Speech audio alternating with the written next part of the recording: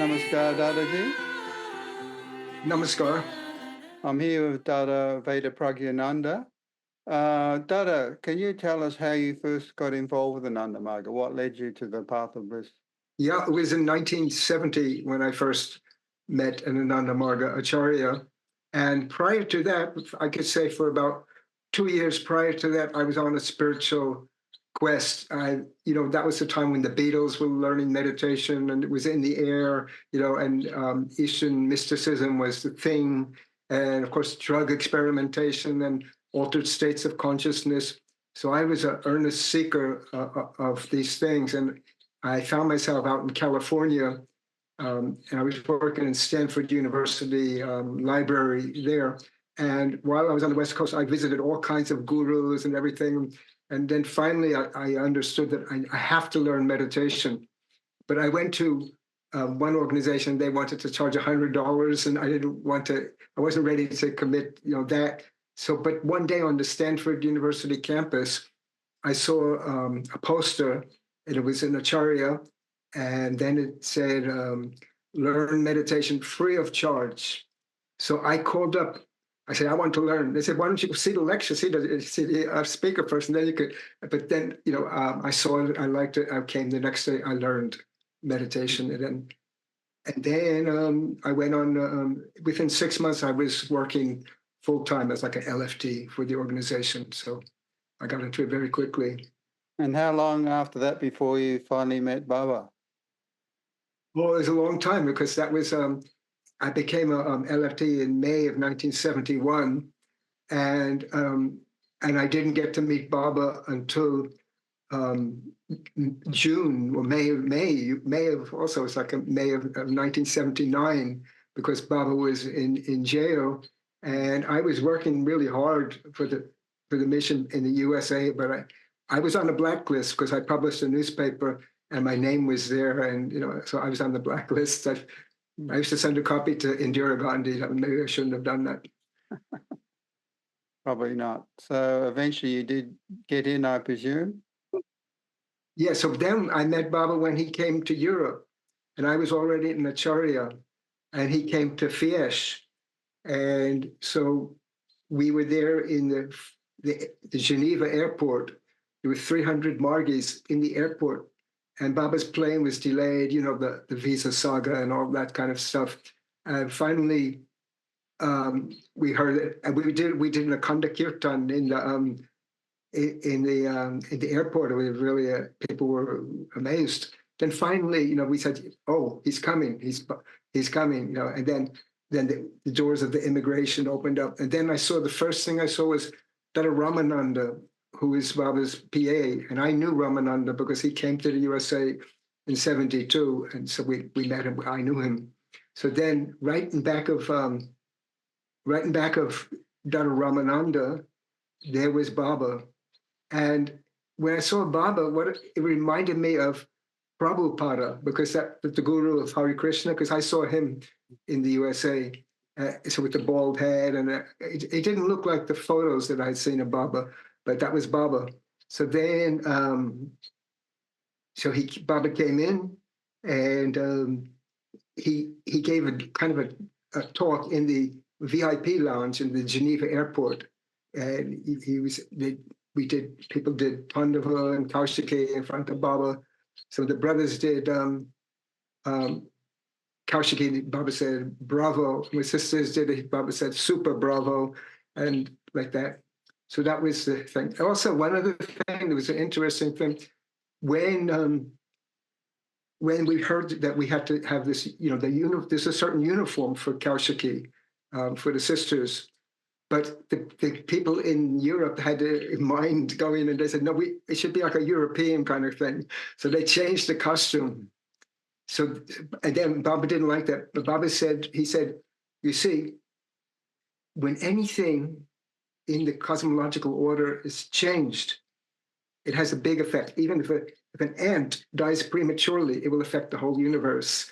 And so when you change the Kaosikii costume, it changes things. So then we went back to the real costume. So that was the first lesson that we learned.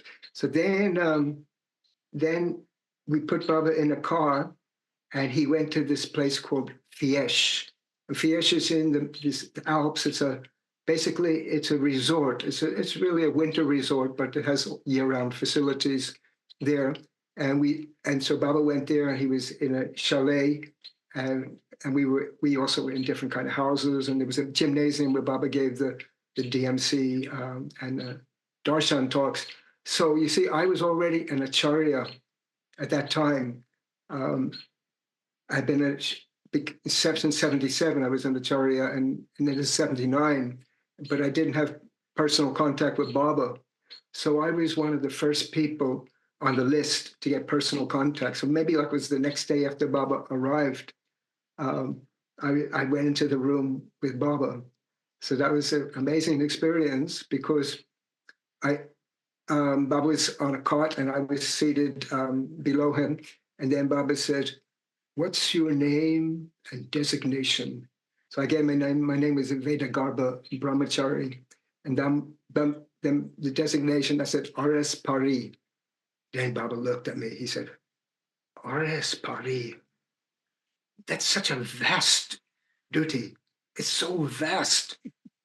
But you are just a little boy." And so, when Baba says that, it doesn't matter how, I was already 31 years old or something like that. But when you're in front of Baba, it doesn't matter what your age is, you become a little boy. So I felt just like a little boy. So he said, "Yeah, it's such a vast, but you were such a little boy." And then Baba started talking casually about different things. He said, how many Margiis from France came to Fiesch? And then I said, some number. Baba said, "Very good." And then Baba said, "And will there be a program for me in your region?" Baba was going to go to Lyon, France. I said, "Yes, Baba," because we knew about that. And we were already preparing for that. Then another thing Baba did, Baba was kind of really relaxing. He went into a reclining pose. And I never saw that before. But then a few years later, I went to Thailand. And then I saw the reclining Buddhas, and it looked just like that. Yeah. There's a name for so it. that's yeah, there is a name, but I don't know it. But anyway, Baba was in that pose. So that was that part of the personal contact. And then it got more spiritual, you can say. Baba said to me, he said, "Veda Garbha." And then he said, "The ruler of the cosmic knowledge." And when he said that, it's the cosmic knowledge himself is speaking. It's just vibrating. The ruler of the cosmic knowledge. And also before he said that, he also said to me, he was talking about France, and he was going to come. And then Baba said, he said, "And you're learning French." He didn't ask me. He knew, and I was learning, and he smiled. Baba had a particular kind of attraction to the French language. I'll explain a little bit more about that. So in any case, then he said, "Veda Garbha, the ruler of the cosmic knowledge." And so the cosmic knowledge, the ruler, the real ruler is speaking to me then there. And so then what happened is, then Baba put his hand on my head, and then he said, maybe there was some, I know that sometimes he says some Sanskrit, but I don't remember. But I do remember what he said in English. He said, "May spiritual success crown all you do. May spiritual success crown all you do." So that's the blessing I got. So I thought that's quite, I'm pretty happy with that. So then I went out, and then Baba started to give his darshan talks, and they were really, fascinating. And one of the things which I remember in Fiesch, Baba explained that he said, when we sing Bhavanam Kevalam, Parama Purusha is singing Bhavanam Kevalam to us also, because Parama Purusha is our beloved. but we're his beloved. So I thought that was quite remarkable. Yeah, it was. So the darshans there were very good, and there's a lot of music. They had music from, different ethnicities. Italian Margii did their bhajans and the other bhajans. It was very. One time I had a tape of the I lost it because in the training center, unfortunately, but it was really inspiring. It's very inspiring. So that was in Fiesh. There's a lot more. Another thing which I remember very remarkably too, when Baba was leaving, he said, I am not a star, I'm not a galaxy, I'm not any of that, but what I am, I can express in one sentence. I am yours. That's what Baba said. So Baba has said that before, heard that before. So anyway, but he told us it directly. We were right, in front of him, and he was saying these things. And of course, if you read about Fiesh, Baba gave many remarkable things. He said that the first seed of life came to Earth from the planet Mars. I was not there. I went on one field walk with Baba, but there was not any remarkable thing like that happening. But later, I have another field walk that happened in France, which is more remarkable. But in any case, the scene was set. So then Baba was going to come to my Jagrti in France, in Lyon, France. It's a city in south east France, bordering Switzerland, you can say. It's near Switzerland. And so Baba was coming, and we had one apartment there. And we had a room that was capable of sitting 100 people, 50. It was a big kind of hall where you could fit a lot of people there. But we had a problem with the Jagrti, which created some interesting incident. See, Baba needed normally an attached bathroom, and we didn't have a real attached bathroom. But what we had was across the hallway from Baba's room, we had a room where our printing press was, and we put a portable toilet in there. And then we thought, because someone gave us this idea, it's not my bright idea, but someone gave us the idea that, you see where it's heading. Yes, we can use this room adjacent to Baba's room. That could be when he stays, for a long time for personal contact and stuff like that in the Jagrti. But for the real stuff, we'll put him in a hotel. We'll put him in a hotel. So actually, before he came to the Jagrti, but we set up everything. The darshan hall was set up. Baba's room was set up with the pratik and the bed, everything. There's a special order of things for Baba's room. But in any case, we had that all set up, and then we had the portable toilet in the bath in the adjacent rooms. We thought it's okay.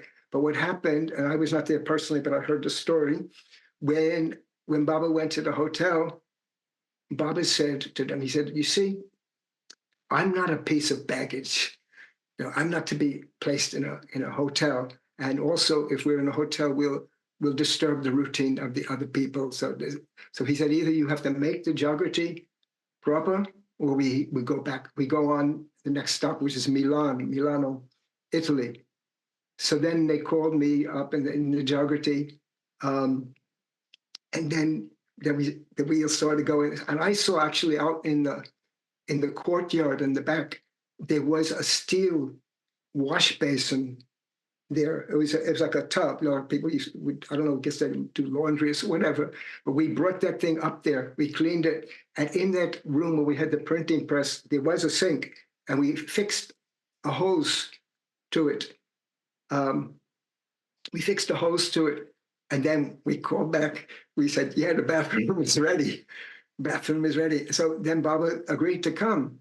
He agreed to come. And so then, just before Baba was going to come, I poked my head into the doorway of Baba's room, which we had already prepared with the pratik and in his bed and just the way it was supposed to be. We set that there.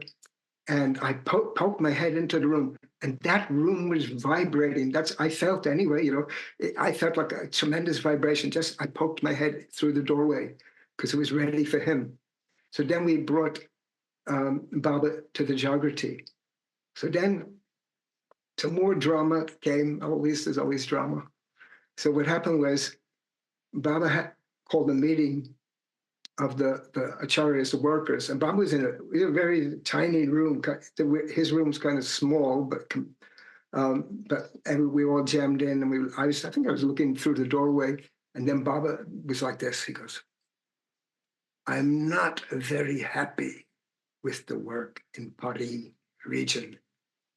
So what happened was, so that evening he didn't give the darshan. So we had Dharma Chakra and all that stuff, no problem. But there was no Baba. So then all the acharyas, they came to me. They said, "Look, you're the regional secretary. You have to do something. You have to fix this situation." So I was giving the report of the Bhukti Pradhans. So there was one Dada Karunananda who's very astute and cunning in a way, wily, you can say, but very good, very good pracharak. So he told me, he said, "Give the full report." So what happened was, you see, we had divided France into 32 districts, but they were, it was a new field. Maybe there were 20 Margis, 25. I don't know. There's not that many. So anyway, I had to give I filled the Bhukti Pradhan for every Bhukti. So then what happened was, I gave that report to the Eros secretary, who's Keshavananda. Keshavananda took the report, and then he looked at me with all earnestness. He said, "Can you give me anything more?" And I thought, wow, this guy is nuts, because I'm already expanded the report beyond anything. So anyway, it worked. The next day, Baba gave the darshan. He gave the darshan. But then, also, maybe it was the following day, Baba held another workers' meeting, and then he called up, people were giving the report, Baba was in a very good mood, really, mostly in those meetings there in France. But then he called up Dada Dhyaneshananda, whom everybody knows, and he had recently been posted as the head of the SSAC, Spiritualist Sports and Adventurers Club. So Baba said to Dhyaneshananda, he said, "How many officers of SSAC did you start in Pari region?" So Dhyaneshananda said, "3, Baba." And then Baba said, "Only 3? Didn't you take the help of all those Bhukti Pradhanas?" And then Baba looked at me. I think he was looking at me. He said, Baba was saying, "I guess some of those Bhukti Pradhanas were not very active, are they?" So Baba knew that we expanded the report. There was not 32 Bhukti Pradhanas, but anyway, he accepted it. There may be some other reason. There's a cosmic reason why he didn't give the darshan on that first night, but he didn't. But then afterwards he did, and Baba was in a very good mood in this throughout this visit. And there's another very remarkable thing that happened. We went for a walk on the Rhone River. The Rhone River is there are 2 rivers that go through Lyon, and we were walking there, and it was Baba's nephew, his name Paltu, and Baba's doctor, Dr. Patik, was there, and there was Savitananda, who had been at the training center, Dada was there, and a few others, and we were walking all that kind of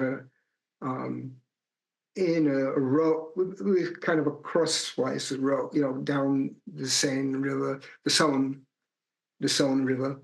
And Baba then looked at me. Then Baba said a few things. He said, Baba said, "What's the French word for water?" and then he probably was saying in all the different languages, what is the word for water. And he said, do you know that 1,500 years ago, French, um, French and Italian, they were the same. The Romance language is actually branched off later from that. So Baba was talking about that. And then Baba was asking about the river. He says, is it navigable its entire distance? And then I really didn't know. I kind of fudged the answer anyway. So anyway, this is the kind of thing what Baba was talking about. And then the best part actually was at the end of the walk, we set out a chair for Baba. And Baba sat down in the chair and we were all around him. It started to drizzle a little bit. And Baba said, should we go? I said, no. We said, no, Baba, no. And then Baba started talking about different things. Baba said, actually, if you look at this part of a person's anatomy, this is in the nose here, this Trikuti area. He says, if you look at that part of a person's anatomy, you could know everything about that person. So that's actually in Baba's biography. You may have heard that when he was younger, he was reading people's fortunes first with a mirror, and his mother broke the mirror. He didn't want all these grown-ups, charging into the house. And then Baba started reading foreheads. So that was the forehead thing that Baba was talking about. Baba said, it's a branch of astrology. But he said, it's so difficult that if I was going to teach it, I wouldn't be able to find anyone capable of learning it. The last thing I remember one other thing. There was, many people know Devashish, the Margii. He was right in the front row, right in front of Baba. And then Baba looked at Devashish and he gave such a giant smile. It's like a watermelon, like a Cheshire cat. Baba really was showing his love for Devashish. So then Baba got up to leave. And Baba became very serious. And Baba started saying, there are so many people in this world that are suffering. And not only are they suffering, but they're not capable of expressing their suffering. They're not capable of expressing it. Baba said, these are less vocal people. And then Baba looked at us and he said that you should speak for these people, the less vocal people. There are two things that came out of that. One is that later on, I wrote a song about that, As the World Spins Around. The first line of the song is about that, based on what Baba said about these less vocal people. And I found out another thing about that incident, reading the stories of another Dada Dhyaneshananda, the Prout Dada. He said that, because he was in Prout, and when he got back, there's a lot more to the thing, but when Baba came, Baba had to go to Bombay after. I'll explain how that happened. But later on, Dhyaneshananda asked Baba, he said, are the people interested in Prout in Europe? And then Baba said, yes, when I was by the river, some boy asked me about that. So maybe that was how that, I didn't hear that anyone questioned Baba. Maybe someone close to Baba asked him about, suffering people. And that's how why Baba said that. So that was the story about the Rhone River. And then we went back and Baba gave the darshan. All these darshans are in the Ananda Marga. I think it's part 12 and 13. You can see that. So all they have the darshans in France. Then what happened was Baba was scheduled to go to Italy. He was going to go to Italy. So we took him to the airport, the Lyon airport again. And we put him on the plane. And he went on the plane. And then I went back to our Jagrti. It was a mess because we had like so many daughters and Margiis, and the whole place was in a shambles. And then we got a phone call. And it said, Baba's coming back. He was deported from Italy. So then we rushed to the airport, to get him. But while we were rushing, then he was also.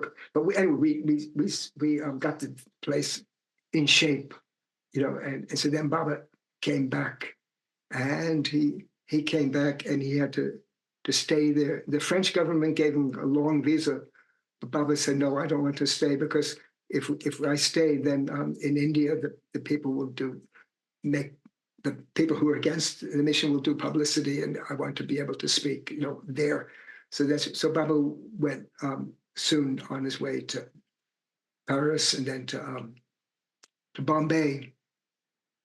I heard that when Baba's route went from Bombay, they had to stop in Moscow. They had to transit to Moscow, I heard. And then someone told the Baba, Baba, we're in Moscow. And Baba looked out the window, and then he looked, and then Baba said, soon all of Russia will go Proutist. So I don't know. But anyway, that's people say that it was said about it. I don't know. I was not there in the airplane, but I was there before, when we put him on the, in the plane in Lyon. And we sent him on his way, and he did go to India, and he did, and I guess that's where he met Dada Dhyaneshananda, and that thing about Prout was mentioned. So that was the first part of my stories with Baba, because he didn't come back to Europe again. Although one time he was on a second tour, but I missed him. He was in Iceland. I was supposed to come to Iceland, but I was in Corsica, island in the Mediterranean, and I didn't have any money, and I was sleeping outside in Corsica or somewhere like that, and I couldn't make it. I missed the Iceland thing, to my regret. Did you get any feedback from the Margies about how they were experiencing Baba when he was in Europe? Oh yeah, they also do a lot of experiences.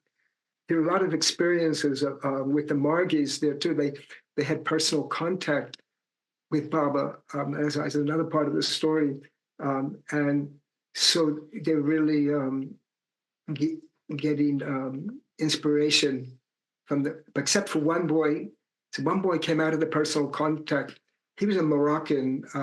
He was from Morocco originally, and then he came out very sad. So I said, "What happened?" He said, "Baba told me I have to become a monk." So I said, "Baba never says that. Baba never does that." But then he mentioned, here's what the confusion was. Baba said, Baba told him, be an asset to the society. But asset sounds like the French word ascetic, right? You know the word ascetic. So I said, Baba, he meant be an asset, not an asset. That he became all right. So that was, and also another thing about that, Baba became very familiar with the Margis there. On one of the last nights, he walked out in the Jagrti, just in his lungi and a t-shirt, and he's mingling with the Margis, and they loved it, or like everything. Another very funny incident happened when Baba arrived into the Jagrti, because the schedule had all been messed up because it was delayed. He was in a hotel. We finally brought him in. He had to come in through the front door, but in that darshan hall, that was also multi-purpose, all the Margis were eating their dinner. They're on the floor eating, Ananda Marga style, on the floor eating, and Baba was coming in. So there's the guru coming in, and everybody's eating. So Baba said to them, he said, continue doing your duty. And then Baba walked in. So that was a charming moment, actually, it was. So anyway, that was the first part. But yeah, Margis in Europe, they had a lot of great experiences in Holland and in Sweden, all over the place in their different countries. You're now working in Chicago, I imagine, somewhere in... It's a mess unit. Uh-huh. It's 130 miles south of Chicago. Right. Okay, and all right, Dadaji, thank you very much. That was inspiring. Namaskar. Take care. Namaskar. Thank you for doing this. Appreciate it. You're welcome.